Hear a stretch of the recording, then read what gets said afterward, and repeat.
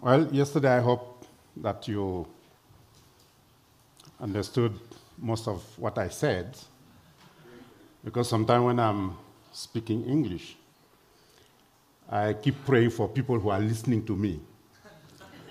Because there is, I don't want to,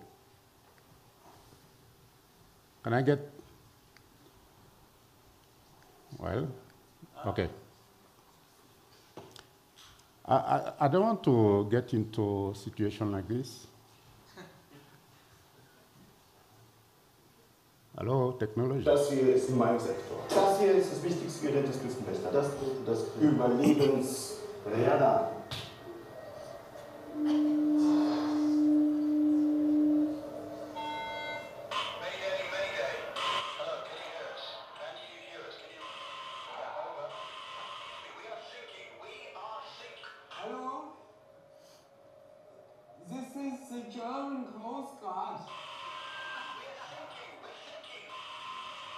What are you thinking about?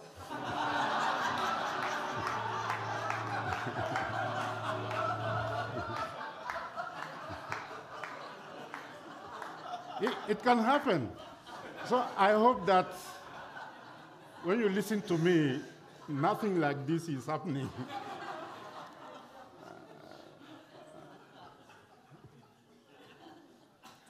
Because if we have miscommunication like this, very bad thing can happen.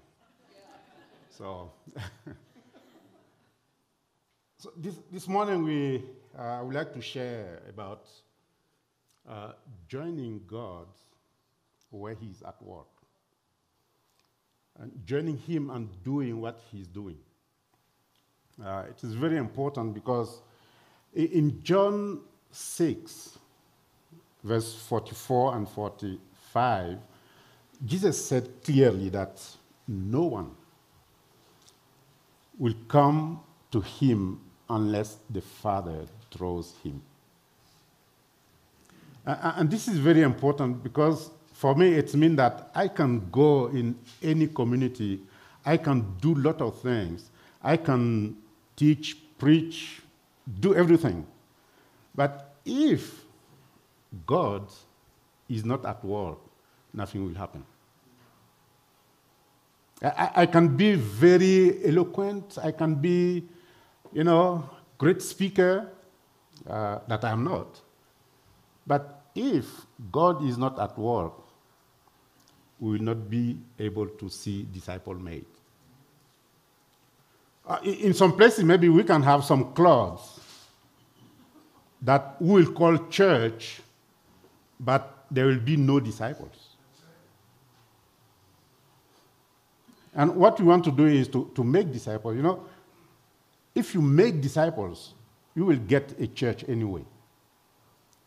But if the focus is to have church, meaning to have people who have raised their hand and say, okay, I want to follow Jesus because they have seen some miracles or they have eaten some food, well, you can have something you call church, but no disciples. So what we want is to have disciples.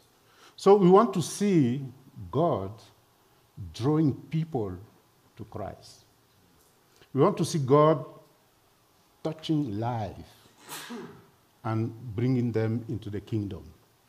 And what Jesus said is that it is God who will teach them. And the way he does it is through his words. Because he says that they will be taught by God, and everyone who has heard and learned from the Father come from him. So if they hear the word of God and they learn from the Father, this is how the Father will draw people to Christ.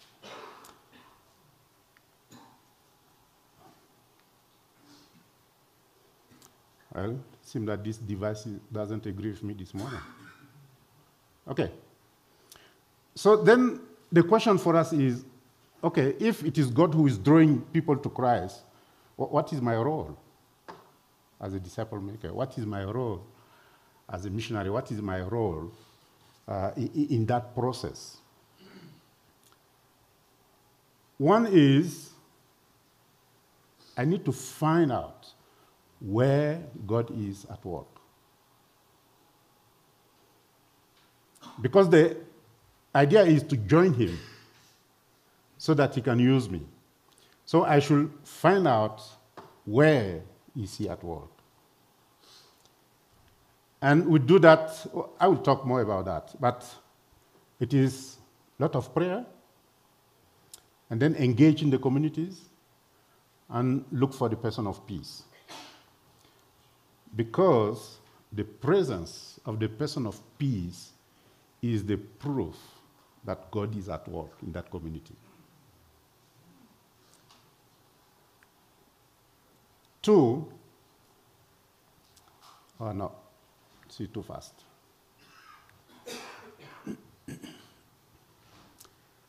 Now, when I find the person of peace, God will use his word to draw people to Christ.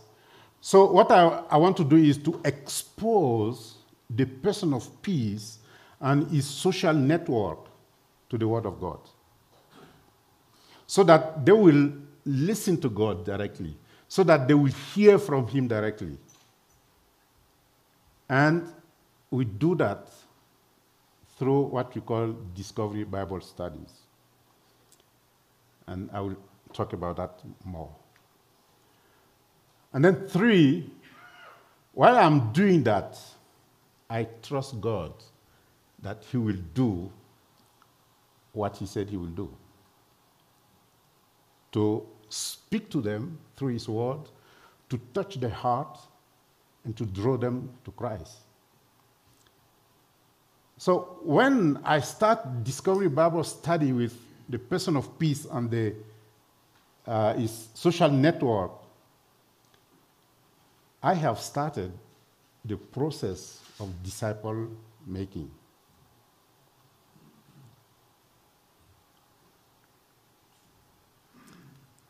And then that discipleship will lead people to come to Christ. So it is discipling people to conversion. I remember when I came to Christ, I had classes for new believers. And then I had classes for Baptists. And then one day, Sunday, say, okay, we will start a discipleship classes. And people who want to be disciples, register yourself. So I went and put my name on the list. We had 12 classes. It was every Sunday. At the end of the 12 classes, well, I had memorized more than 60 verses, and I can discuss, debate, explain some theme like what is sin, what is repentance, what is this, what is that. And then another Sunday, people who took that class were called in front, and then we were given some certificates that we have become disciples. So at the end of the service, well, we had some pictures. But what I learned and what I was practicing was a big gap. So I was full of knowledge, but I was not taught how to obey the thing that I have been received. So I can debate them, I can quote verses, but when it comes to, okay, how this is playing in your life, okay, there's a problem there. So, knowledge-based discipleship will not bring transformation. In Matthew 28, Jesus said to make disciples and to teach them to obey. You know, knowledge without obedience will always put us away from God. Well, we have Adam and Eve. When Satan came to them, what did he say? God knows that if you eat that fruit, you will have what? Knowledge. God was expecting, they had knowledge because God has told them what to do and what not to do. So they had that knowledge. But instead of obeying that, they were looking for more knowledge. And what happened was there was separation. Knowledge without obedience will always separate us from God. So, coaching and mentoring, you know, even from before the time people give their life to Christ, we should teach them how to obey. And this is embedded in the way you do Discovery Bible Studies. And we'll see that. So when people come to Christ, then you coach and mentor the new group of believers how to be and do church. So the Discovery Bible Study group become a church. And then the coaching and mentoring continue because now you have to develop leaders. You have to coach these groups how to multiply themselves, how to reproduce themselves. Okay. Now let's go in.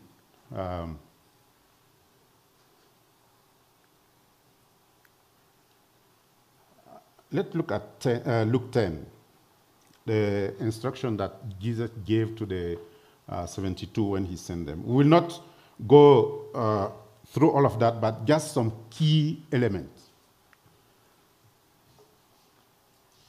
He sent them in teams. And what is interesting here, the Bible said that he sent them where he was about to go. It means that where Jesus is sending them, Jesus will be at work there. You know, for many years I was reading this, and then I thought, okay, there were places where he cannot go, so he's sending them.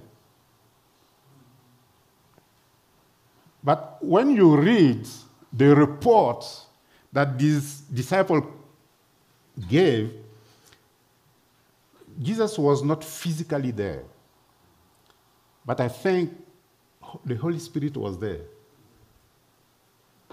So Jesus was not sending them anywhere. He was sending them in specific places, in places where he is at work.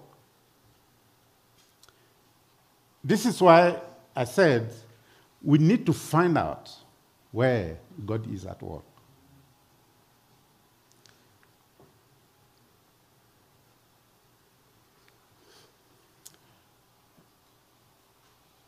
He told them to pray. Again, you know, we will not talk enough about prayer because prayer is essential in this process. So, if you want to see movement, you should pray. And then Jesus told them to go as people who bring peace to the community. He said, in any house that you enter, say shalom. I think it is more than just greeting people. But when I go into a community, when I meet people and I say shalom, I say peace be upon you, it means that I'm someone who is bringing peace. So I'm not only a peace bearer, but someone who is bringing peace to the person, to the family, to the community. So the question for me will be, okay, this person I'm speaking to, this person or this family I'm having conversation with, are there things that are preventing peace to be in their lives? And what is that? And how can I help meet that need?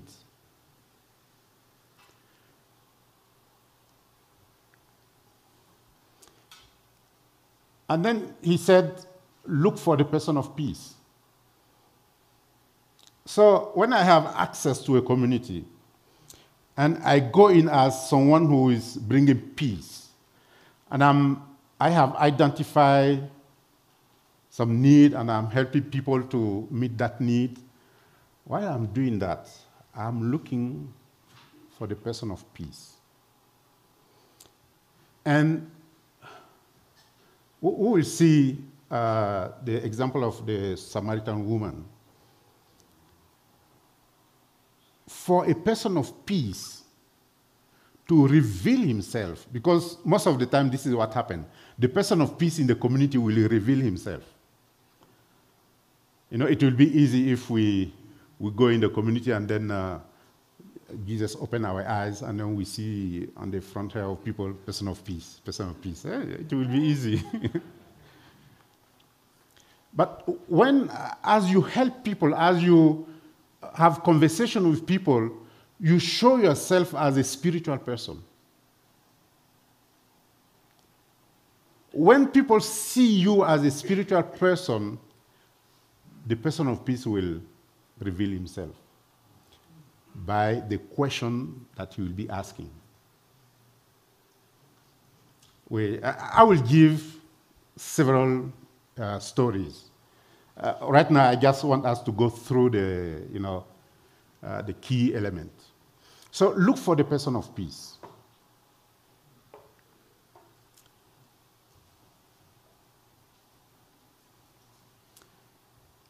Jesus said, when you find a person of peace, stay. If not, you move on. It is very important to know that sometimes we lose a lot of time in one community. We do a lot of things in the same community for 1 month, 2 months, 3 months, and nothing is happening. And then we keep doing it. We think that if we do more activities, we will see results. But if God is not at work, you will not see results. So what I tell our teams, say, okay, if you are visiting a community, let's say once a week, give yourself maximum 3 months. If you don't find person of peace, move on. Don't just give the name of the community to the intercessors. They will start praying. But go in other communities. And this is why I say, okay, I already have a plan for our teams. I say, in the week you have 5 days. I say, okay, remove Sunday. And then find another day that you remove. This is for you and your family. You rest. You spend time with your wife, with your kid, because family is very important. So now you have 5 days remaining. And you should use these 5 days. Day 1, you say, okay, I will visit maybe 2, 3 communities in that direction. Day 2, that direction, etc. So in the week, you are visiting several communities. Are you following me? Yes, yes. I don't want to be like a German Coast Guard.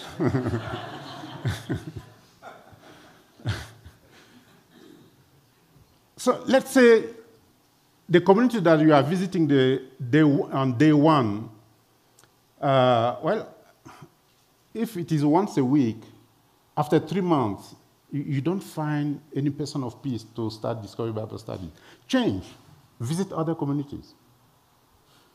But where you find one, then you start Discovery Bible Studies. So let's say your day one is Monday. And on Monday, okay, you used to visit 3 communities that direction. And then you are in one community, you have found a person of peace. You started Discovery Bible Study. And there is a lot of chance that this Discovery Bible Study will go on Mondays, maybe at the same time. But on Tuesday, you keep visiting other communities. And then day 3, day 4, day 5.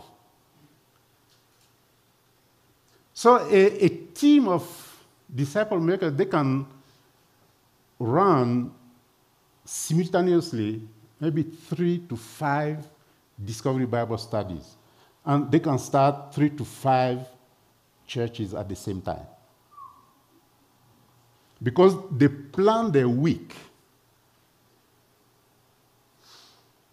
But if you spend your whole week visiting the same community, and then, there is a way to spiritualize that. Oh, the Bible said that maybe my role is to come and, when you want to, the farmer, you have to till the soil, and then someone else will come and sow, and then someone else will come and, well, it is beautiful, but sound very spiritual. But, well, I did that for several years, and I was not seeing results. But when I changed to say, okay, let's look for places where God is at work, and let's join him, and follow his lead, and doing what he's doing. Then we started seeing several churches being planted.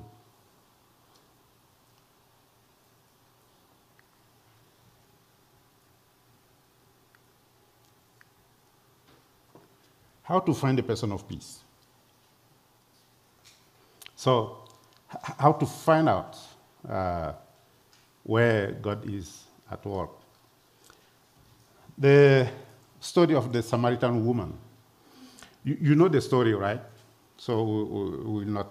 I asked you yesterday to read, but I know you have read this story many, many times. I think prayer again. You should pray before engaging communities, before engaging in conversation with people, before engaging families. Prayer is very important.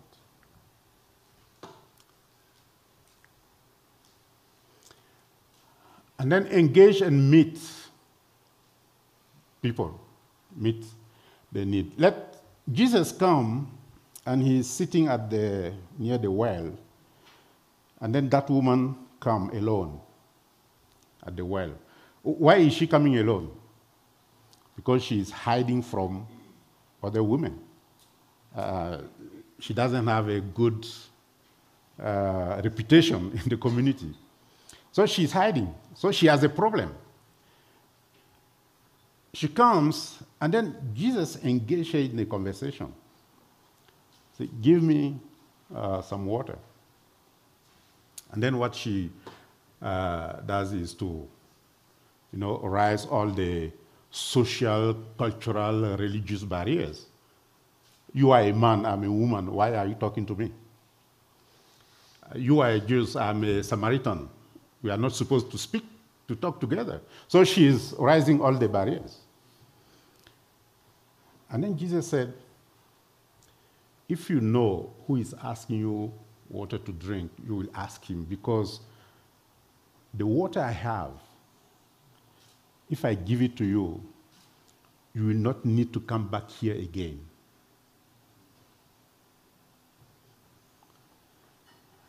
Jesus just hit the need of that woman.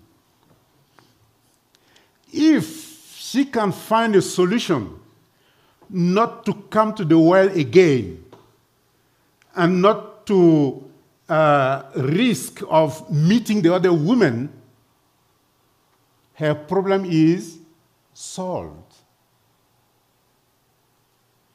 So Jesus pointed right at a need that that woman has. How can I stop coming here? How can I stop doing this mouse and cat game? And then she said, oh, please, give me that water. Now all the barriers are down. She's not saying, why do you keep talking to me? I say, you are a man, I am a woman. You are not supposed to talk in public. So when Jesus hit the needs, all the barriers went down. She said, give me that. And then Jesus said, okay, go and call your husband. And then she said, I don't have a husband. And what Jesus said? Oh, in fact, you had 5, and the one that is there is not yours. And what did she say? It seemed that you are a prophet. So now she's seeing this man in front of her as a spiritual person. It seemed that you are a prophet. And when she discovered that, she started asking spiritual questions. By the way, you Jews, you say that we should worship in Jerusalem. We Samaritans, we say that we should worship where? On this mountain. What do you say? Spiritual question. And then when Jesus answered, she said, oh, we heard that a Messiah is coming. What can you tell me about that? So that woman had spiritual questions. And when she came in contact with someone in whom she saw that he's a spiritual person, she brought up the questions. And when Jesus said, I am the Messiah, well, she was hiding, okay? She wanted to be alone, but she would run in the village and call everyone. Come and see, I have met with a man. Isn't he the Messiah?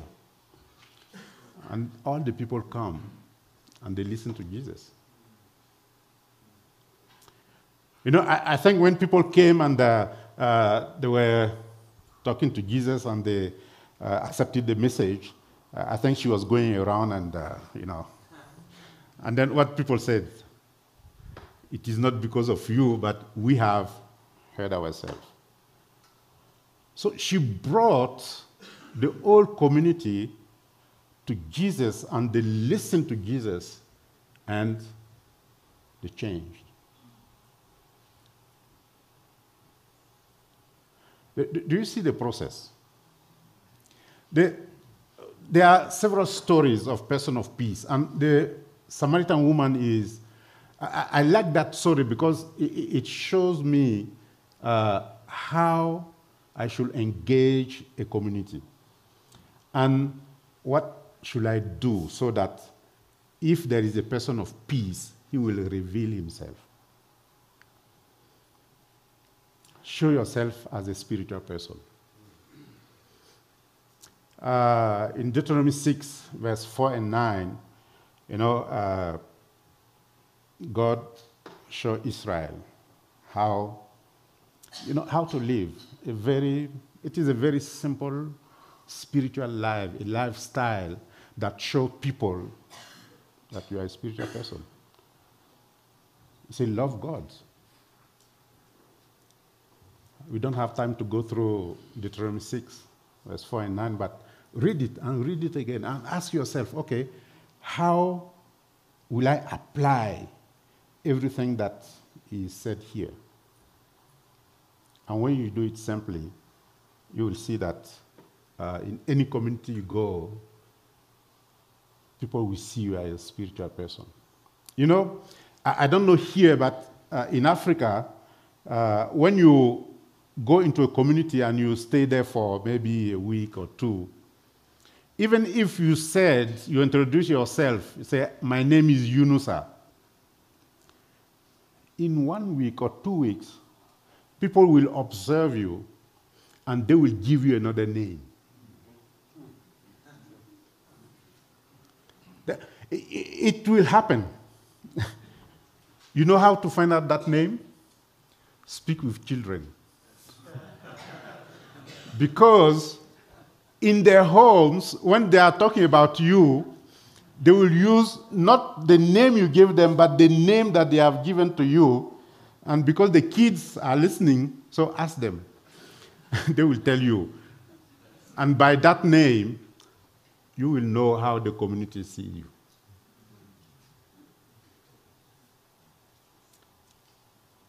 And maybe you should leave or remain in the community.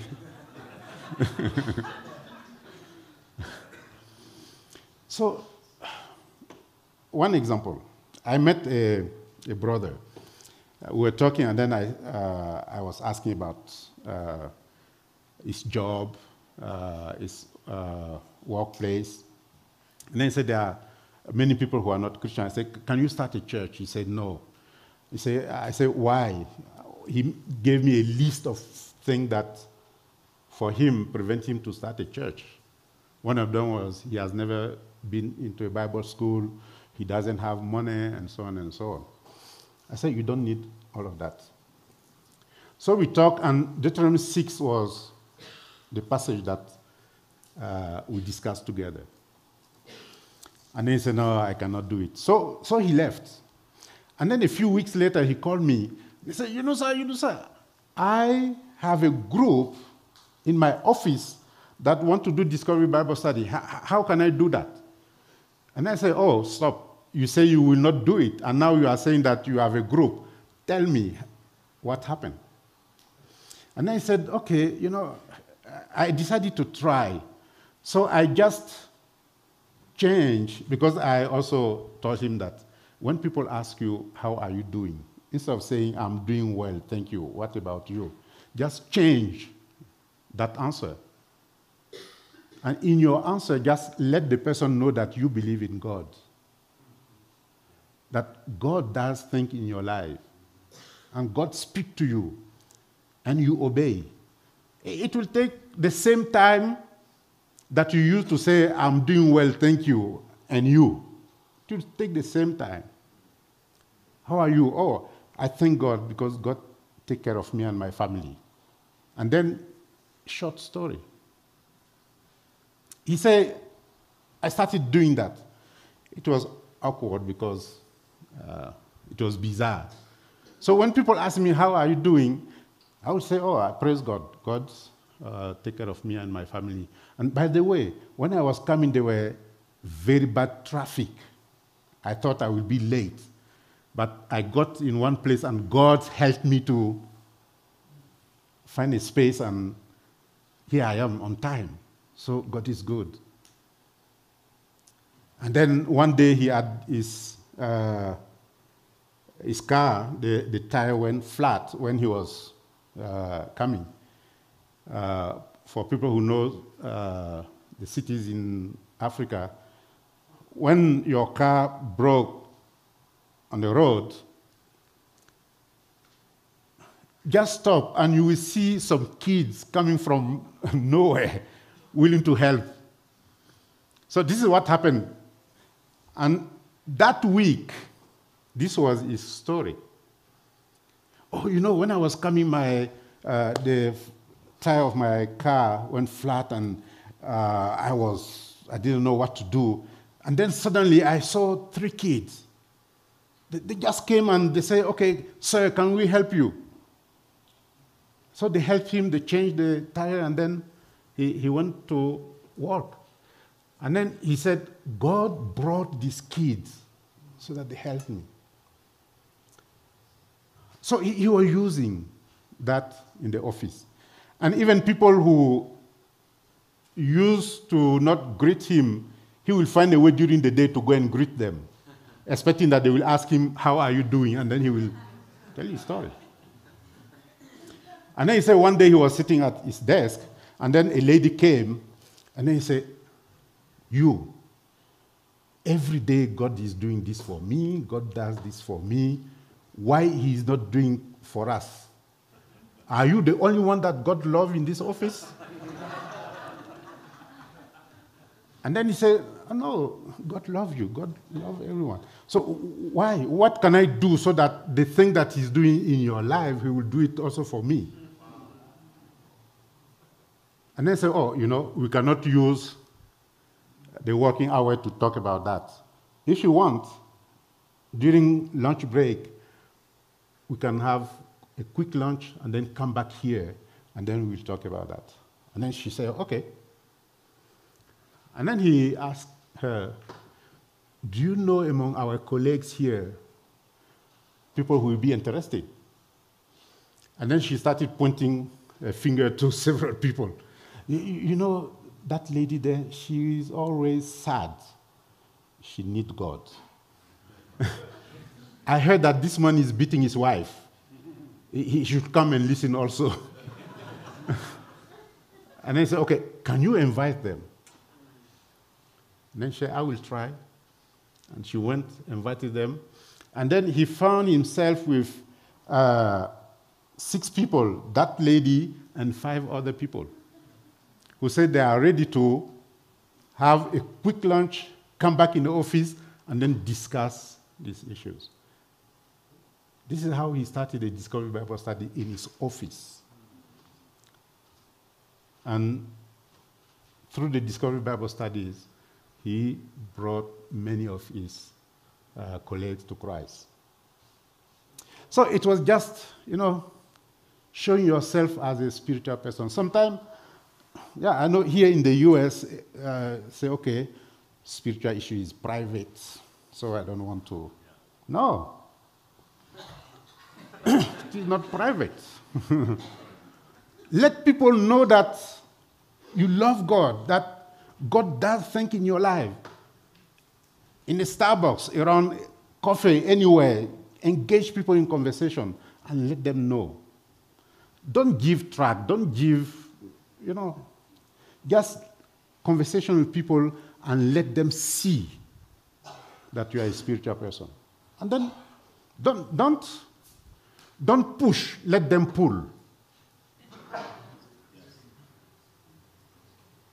Because when you want to push, this is when people say, oh, he's fanatic. But just show yourself as a spiritual person in conversation. And then wait. When a person of peace is there, he will pull, or she will pull. And then you follow the pull.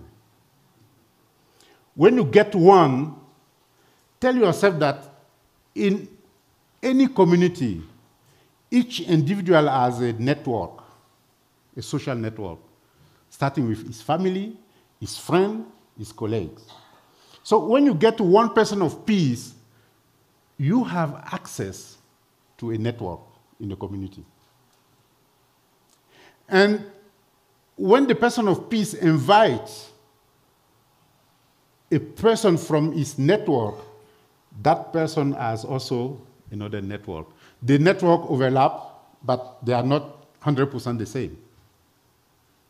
So by following the pull of the person of peace, you will be accessing different social network in the community. But you have to let people see you as a spiritual person. And then, where God is at work, people will pull, and then you follow. So expect the person of peace to reveal himself.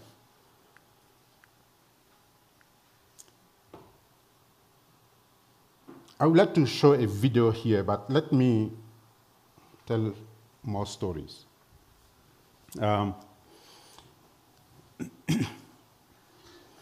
There are a lot of them. When I say village, it is not the same like what you call village here. So sometimes finding the stories to tell that will fit here.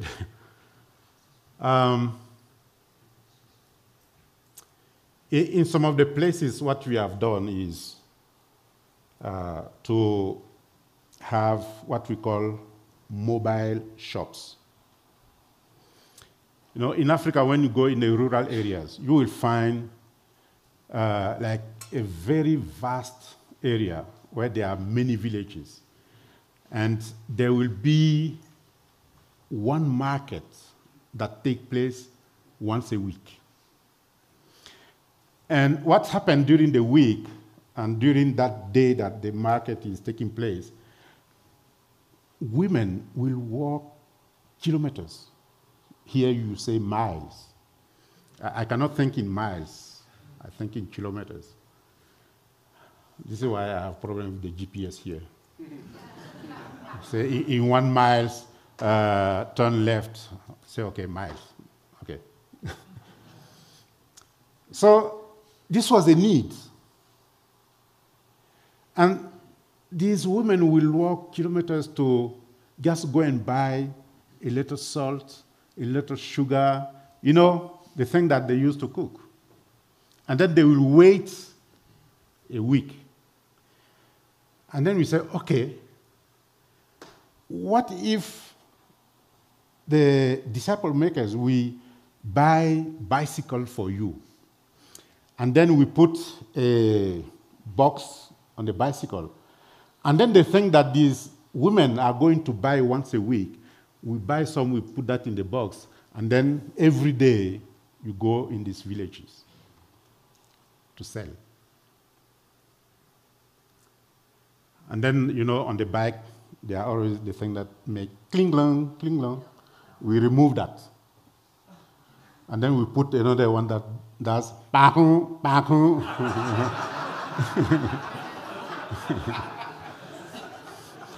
So in the morning, they will spend time praying, and then they will take their bikes, and then they will visit villages. And when they get into the village, pa-hoo, pa-hoo, and then usually it is the kids who come. And because they are selling something, they can stop at each house, each home. And while they are selling, they are showing themselves as spiritual person. They are engaging people in conversation and letting people know that they believe in God and God does things for them. And in one case, one of the brothers went in a village and a woman was buying something, and then he saw a girl laying down. And then he asked, what is wrong? And they said, oh, she's sick. Since yesterday, she has a very high fever. And we have done everything we can, and the temperature is still high. And then he said, oh, if you don't mind, I would like to pray for her. I would like to ask God to heal her. And then he said, oh, we have done everything we can. And she even said, we have prayed. Well, it is not only Christian who pray, the Muslim also pray. I remember when I was still young, when I'm sick, when my brother or sister, one of them is sick, my father will lay hand on us to pray. So laying on hand, it is not only Christian. So he insisted, and then she went and called her husband. And then they discussed, and they said, okay, yes, do it if you want. So he went and just knelt near that girl and simply asked God to heal her. He prayed simply, Lord, you are God, you created her, and you know what is happening, so please heal her, remove the sickness. And then he took his bag, and then they said, "That is all?" And they said, "Yes." They were disappointed. They thought that he will, come and, I don't know, do something, magic. So he left. And then the following day, when he came in the village, he went straight to that home. But before he got there, the woman has heard the panku panku, so she came out to meet him. He said, yesterday, when you did what you did, she rise up and she said she's hungry, she wants water to drink and food to eat. And by the way, she's playing with her friends. So is it the word that you said that healed her? And I said, no, it is the person I talked to who healed her. When she was talking, the husband came. He was also amazed that just kneeling down and say, God healed this girl, that she was healed. And a Discovery Bible study started in that home. Because they wanted to know, okay, can you teach us how to do that? I was in Ghana, in northern Ghana, a few weeks ago, and I heard a story of a missionary. He went into a community, a people group called Dagombes, and he was an expert in agriculture. So he did his own farm, and then he was helping other communities. And while he was doing that, he will make sure that people know that he is someone who pray to God. And then one day, a chief of one of the community came to him and said, well, we are very grateful that you are helping us and our farms are doing well, but we have also seen that you pray. So can you teach us the way you pray? And then he said, okay, I will do that, but the condition is that when I come, you call the community so that it will not only you who will benefit from that. So he will come, and what he did was to take the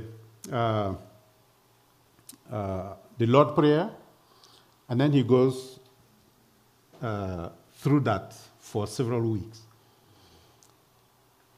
And by the time he finished, he had started, I think it was 80 groups in different communities. And now these 80 churches exist. Now, when I was talking with the leaders who are there now, I think the problem they had was they did not build in that the DNA for reproduction. So these 80 churches have become a denomination and there is nothing else. But what this man started was powerful. Just to help people, show them that he's a spiritual person, and the person of peace came, say, I want that. And this led to starting several churches. In cities, one of the things we use is tutoring, helping children at school. And while we are doing that, we have contact with the families. So we will visit the families to talk about the children. And while we are doing that, we let people know that we believe in God.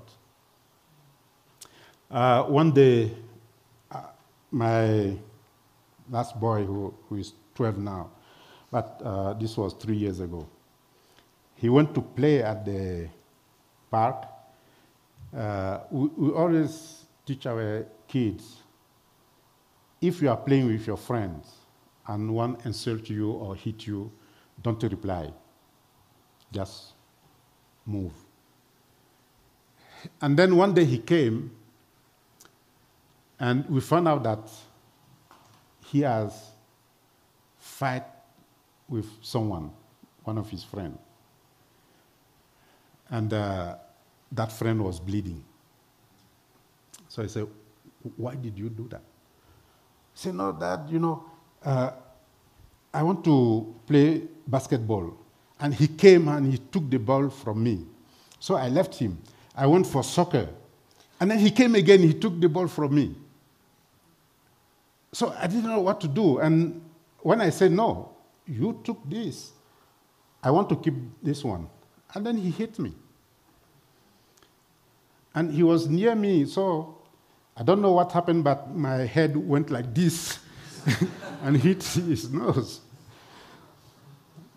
And then my wife said, well,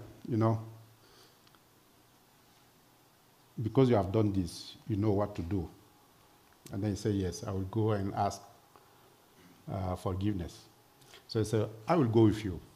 So they go, and then they find the parents, and then my wife explained what happened. And so they came so that he will ask the child forgiveness. And then the parents say, oh, the kids are always fighting. Why you take time to come and say he should ask for forgiveness? This is... But what happened was, a few days later, that woman came in our home and told my wife, she started opening her heart to my wife, the problem she was going through, and asking my wife if she can help, what kind of advice